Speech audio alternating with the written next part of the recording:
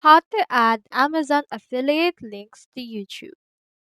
So in order to add those affiliate links, first things first, you can head over to youtube.com and click onto this icon right here of our profile. From in there, click onto this YouTube Studio option.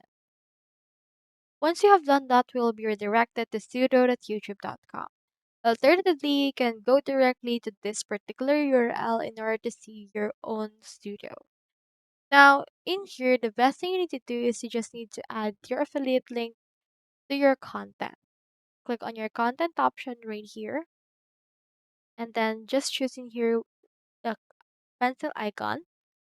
And from in there on the description, you can add your affiliate link from there in order to have it and click on next. And on the visibility, click on public in order to public it. So I hope this video helped you, and if it did, feel free to like and subscribe. It really helps support the channel. If you got a question, just drop it in the comments.